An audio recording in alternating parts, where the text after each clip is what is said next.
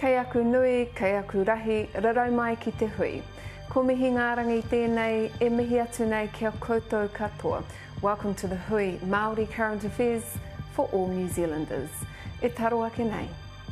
He spent 5.5 years in jail for breaching his parole conditions.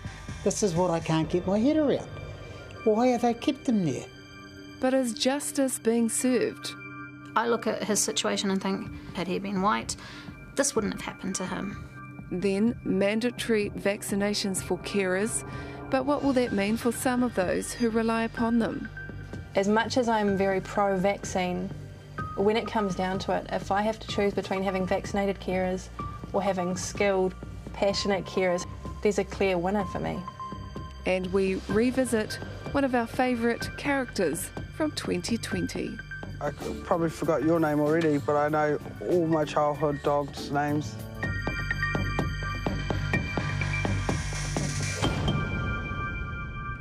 Tahuti mai. When Tipene Halford was released from jail for murder in 2013, he did everything in his power to turn his life around. He got a student loan, put himself through film school and became a cameraman. But in 2016 he was recalled to prison for breaching his parole as a result of a serious charge for which he was later acquitted. 5.5 years later, he remains behind bars. And note, this story was filmed prior to the Delta outbreak. Tipene Halford has spent nearly all of his adult life behind bars. As a dad, I missed them. I've lost all those years. He served a sentence for murder, but now he's behind bars again for breaching parole. I don't see how they can justify it, but they have kept him in for 5.5 years so far, and counting. 5.5 years for having a drink. What are they doing? They're not helping him in there.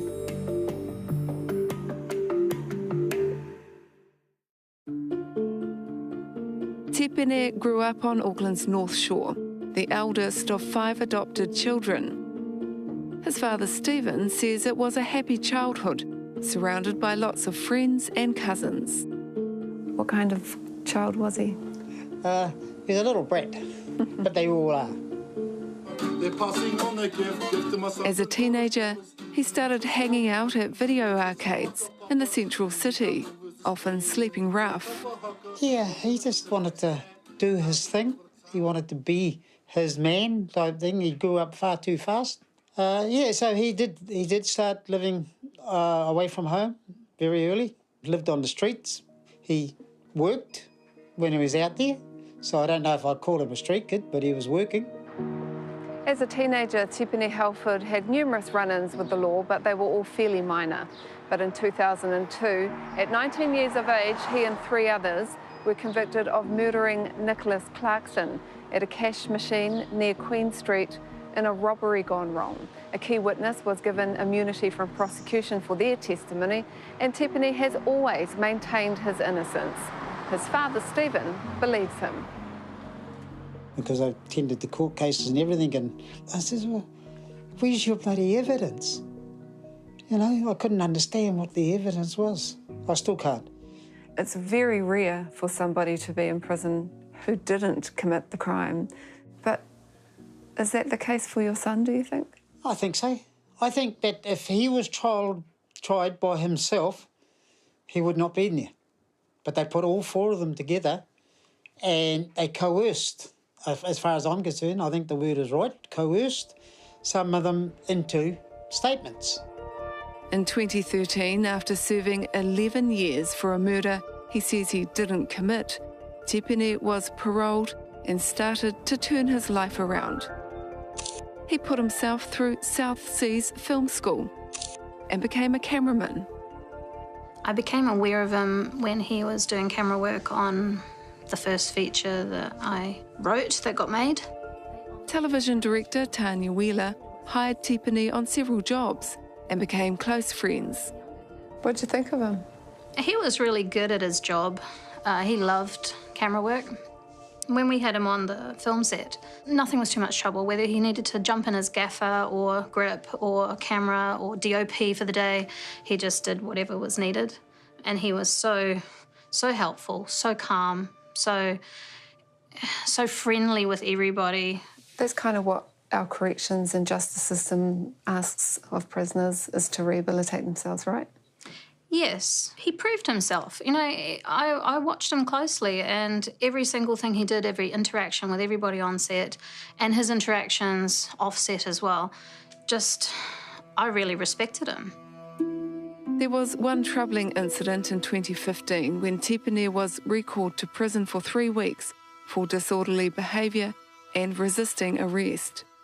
But he was soon back out and working on a science show created by Tanya.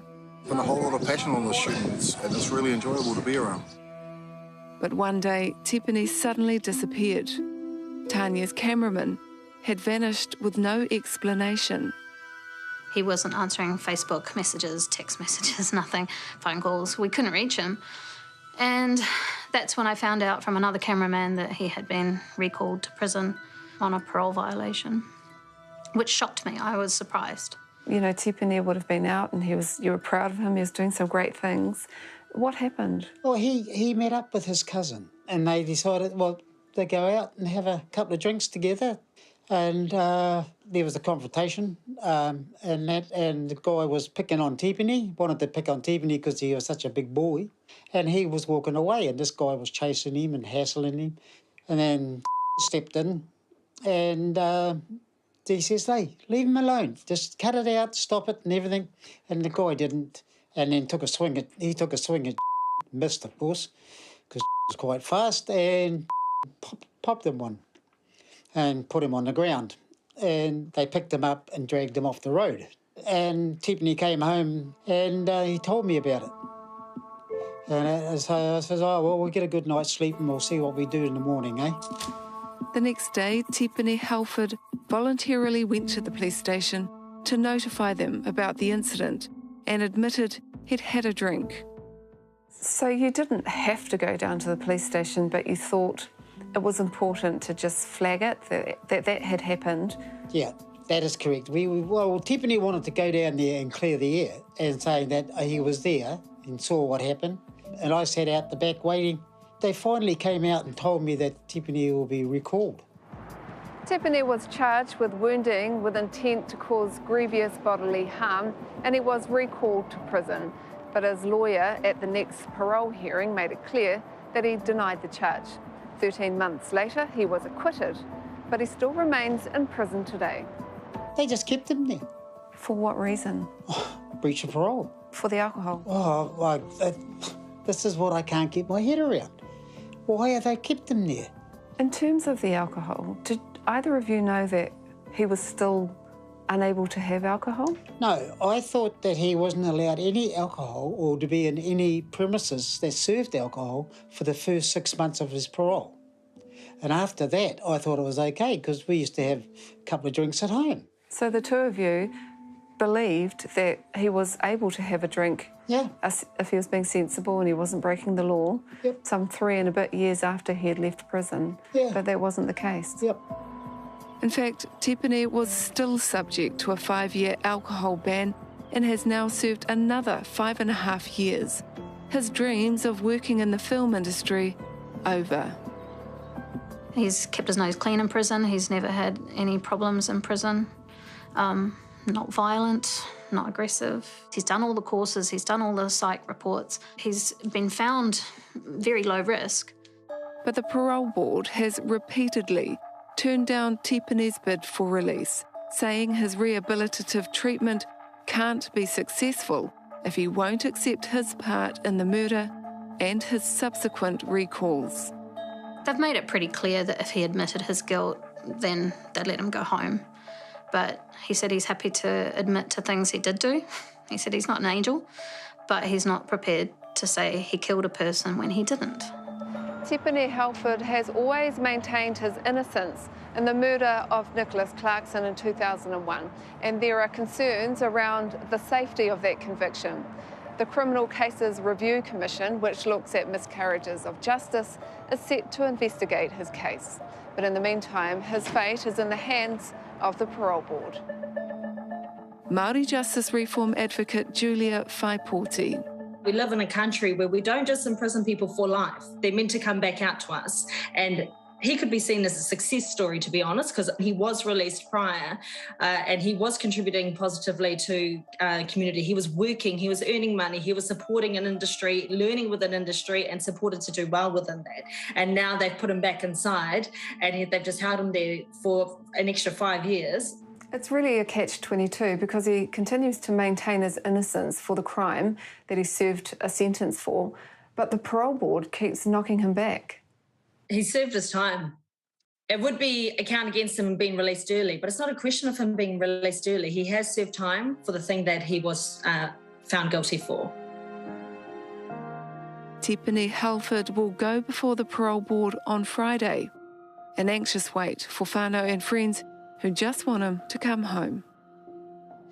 So it's been a real struggle to have my eyes open to the inequalities. It is really hard to see how much I think racism plays a part in the justice system and also poverty, because I look at his situation and think, had he been white, this wouldn't have happened to him.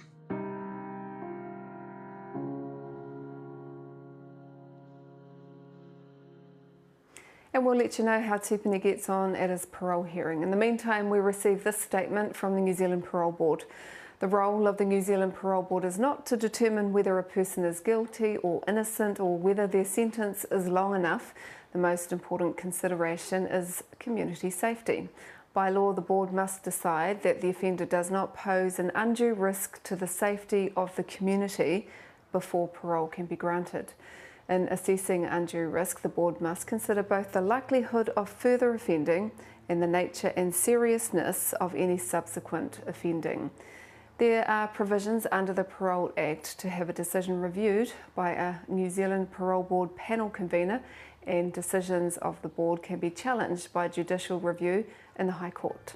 A kua nei, ka matapakihia te whakaturetanga o te rongoa ārai mate kuraunga.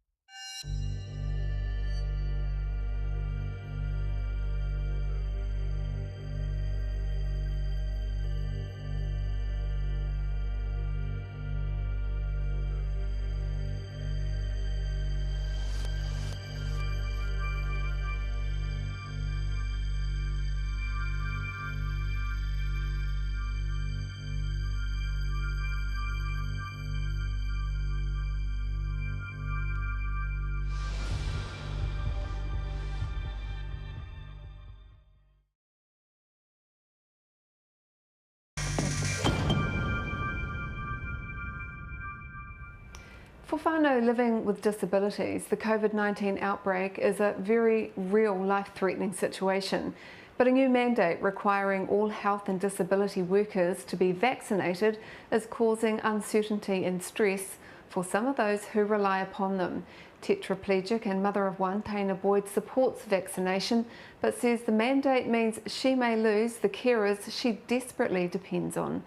Anei te pūrongo Arewa Harriman. Taina Boyd needs round-the-clock care, but time is running out for her carers. Yeah, I'm really scared if I'm honest. I'm so stressed because of all of this. The Tauranga-based tetraplegic is set to lose her unvaccinated caregivers.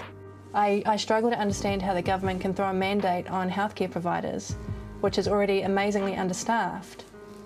As much as I'm very pro-vaccine, when it comes down to it, if I have to choose between having vaccinated carers or having skilled, passionate carers who can help me meet my basic needs to survive, there's a clear winner for me. Taina is reliant on a team of 6 carers to do the things most of us take for granted. If you can imagine sitting on your hands and they are stuck there with hot glue, you can't move them, and you have to instruct someone for every single thing that you need. They have to lift you into bed to change your clothes, to give you a horoi, to help you go wharipaku, all of that. That's my situation. Can you just briefly explain what your condition is for those who don't know? Yeah, sure. So I'm a C5 Asia A tetraplegic, so I am paralysed from the armpits down, no feeling, no movement from there down, and my hands are quite severely impaired, so I can kind of flop around and imagine tying spatulas to your hands, and that's pretty much me. So no fine motor function, no ability to make kyle drinks and things like that. And I can't feel temperature either, so I have to be fairly careful around anything metal or kitchen, that kind of stuff. So yeah, it makes me pretty dependent. The shortage of caregivers has been an ongoing issue for Taina since her accident in 2014. Finding good carers is extremely difficult, and then there's the time set aside for training. So depending on how fast someone learns, I think the longest we've had to train someone was 3 months. How will this new mandate for all health workers to be vaccinated impact you and your carers? I won't have the skill on my team necessary to give me the quality of life I currently have. I doubt I'll even have the skill on the team to be able to keep my body going. They're 2 passionate and very skilled carers, which are things you don't find in this industry. It's losing people that have know me in and out. I can be sick as a dog, hardly able to talk one day, and they'll know with one look what I'm asking for. They'll know when I'm patting my stomach that I'm choking and they need to run and jump on me. With the mandates coming out and losing carers, I'm really worried that kind of thing's going to happen with no one around. And do you know why your carers have made the choice not to vaccinate? Yeah, one is extremely anti any vaccination. She's a nurse and she knows what she's doing with her own body. I trust that whatever decision she's making is right for her. So yeah, and then my other carer, it's just, I wouldn't say it's rallying against the authority, but she refuses to be pushed into a decision that she's not comfortable with yet. And in all honesty, she might have ended up getting the vaccine eventually, but because of this push, she's had her takahi and it's a no now.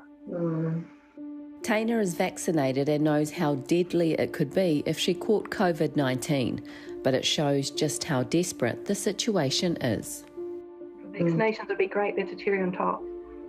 But if I lose these 2 amazing carers, I won't be able to replace them. There's nothing out there, and with COVID shutting down our borders, we've had no immigrants to apply for these positions either.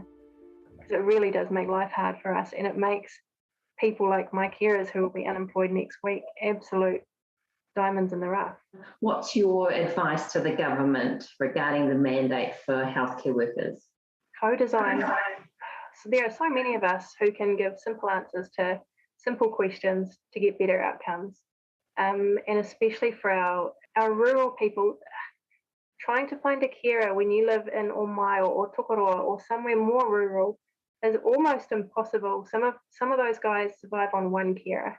If that person gets taken off them, all of a sudden their life is confined to a bed and a stranger coming in and out of their whare. My advice to the government is just get some co-design, get some input first. While the aim of the mandate is to protect our most vulnerable, Taina says it's left her feeling helpless.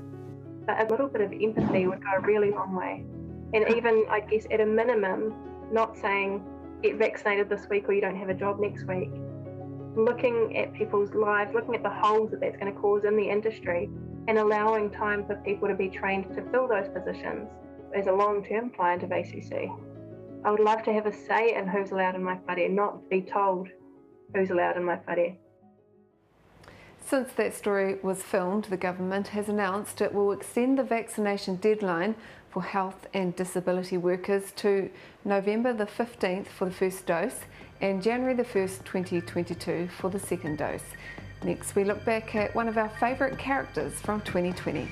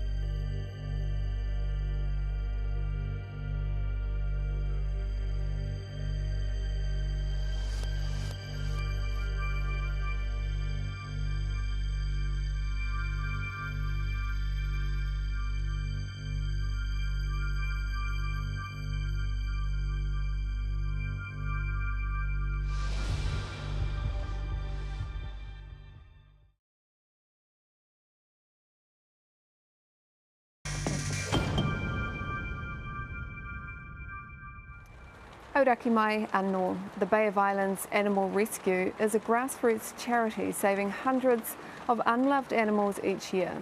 And for the wahine driving this kaupapa, it's a true labour of love. Last year, John Boynton travelled north to meet her. Anei te pūrongo. Summer Johnson is Te Tai Tokiro's own animal whisperer. What is it about animals that you connect with so well? I think their innocence, their love, they're just so faithful, loyal, genuine. So we're just picking up hay to go and feed the community cows. Rescuing and rehoming thousands of animals. Someone rings her about a dog or something, she just stops what she's doing and she's off. Good kids. Whatever she can do to help that animal, whether it be a cow, a pig, a horse, a goat, whatever, yeah. Remember, you're safe forever, yeah. Miss Minxie is safe forever now. We meet the rescue volunteer giving animals a second chance at life. Seeing them go off into their happy ever after and following their footsteps for the rest of their life is just so humbling.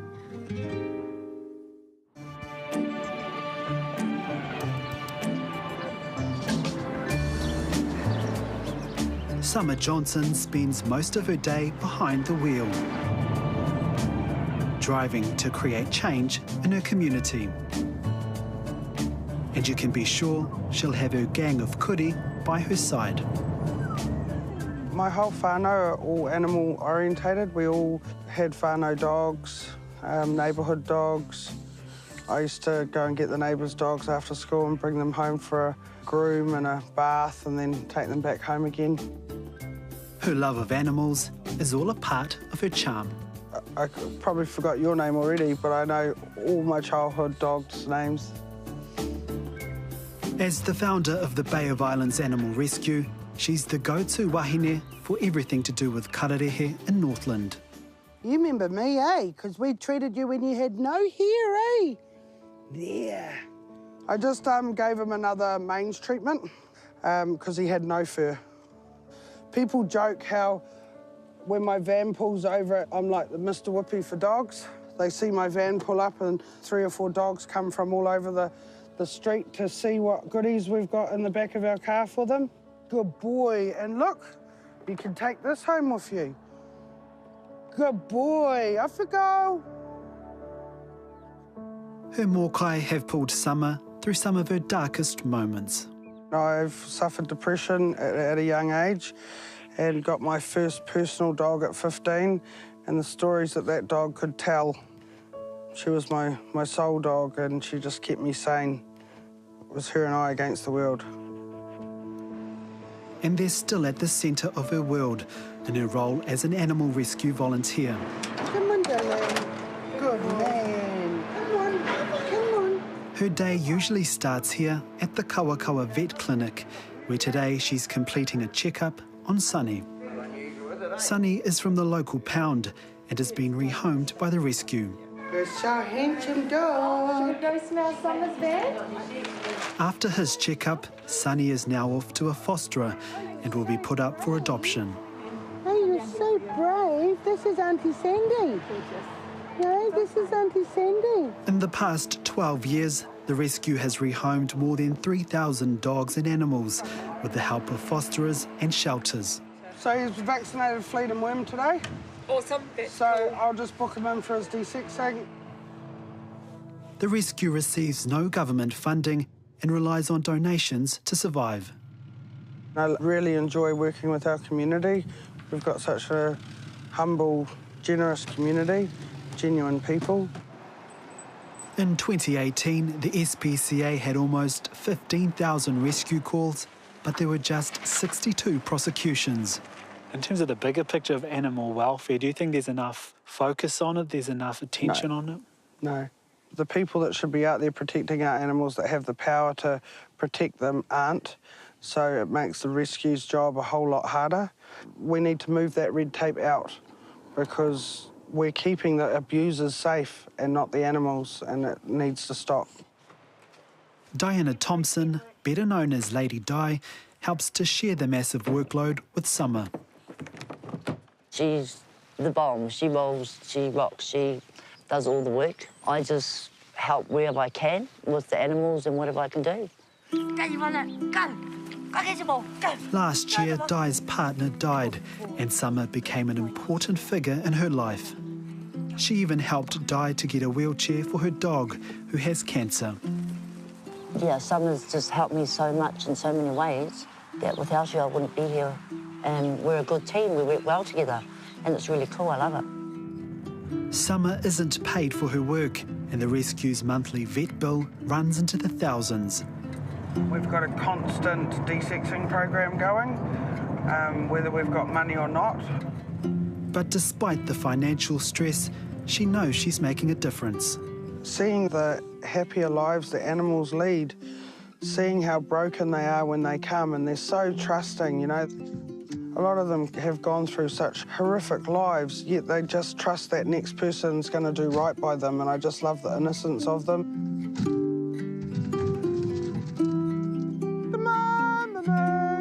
The big dream for Summer is to be able to buy land and build a fully operational shelter for all animals. Come on! We need a base. We need our own place to set up a shelter so that I don't have to be out on the road every day. I can train Lady Di up, she can be out on the road, and I can be back doing the healing and the training with the dogs, because that's where my heart's at, rehabilitating them. Despite the constant battle for funds, Di is determined to continue the fight with her friend to protect animals. What has it meant to you to work by Summer's side for the last year? She showed me a lot, and I just love following in her footsteps. I really do. Yeah, she's my soul sister. She's my soul sister. Yeah. I love her to pieces. The end goal for Summer is always finding new homes for animals. We try our best to fit the right dog into the right home. So here's hoping we've done it again. Minxie is the latest dog to find her forever home with her new owners from the Hokianga. Come on, Minxie. Good girl. For Summer, this is the reason she's so committed to her mahi. Because you've been able to give these dogs and animals happy ever afters, that must mean a lot too. Yeah. As much as my heart breaks every day, it heals with every animal that goes off to their new home. They forever take a piece of me with them.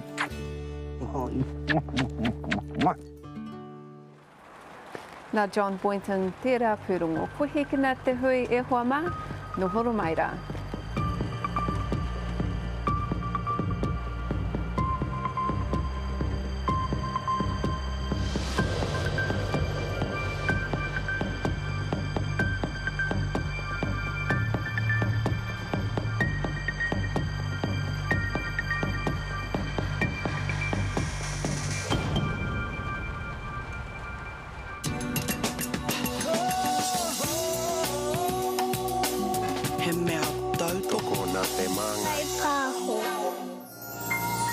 The hui is made with support from New Zealand On Air.